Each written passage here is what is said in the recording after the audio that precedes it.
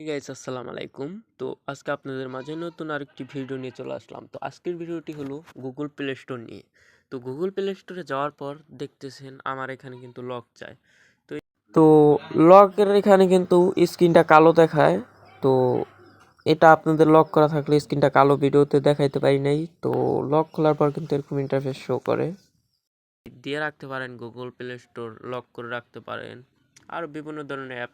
তো অনেকে আনসার্সিটিভ app Google play স্টোরটা lock করে ফেলুন, সেটা কিভাবে ঠিক করবেন তাদের জন্য এই ভিডিওটি।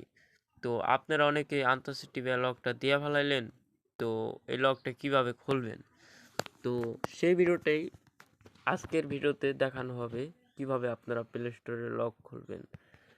তো আমি যদি দেখেন আমার মেসেঞ্জারও যাই, এখানে কিন্তু একটা লক চাইতেছে। এই লকটা দেওয়ার পর আমি কিন্তু মেসেঞ্জারে প্রবেশ করতে পারতাছি, তার আগে আমাকে মেসেঞ্জারে ঢুকাইতেছে না।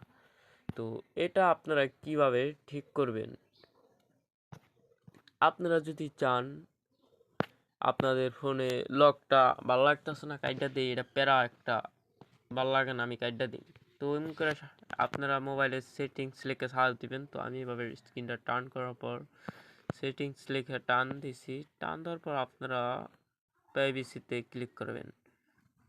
এখানে আসার পর আপনারা এই যে নিচে স্ক্রল করার পর এখানে ক্লিক করে দিবেন। তারপর এখানে আপনাদের সেই লকটা দিবেন, ফোনের যেই লকটা সেই লকটাই দিতে হবে।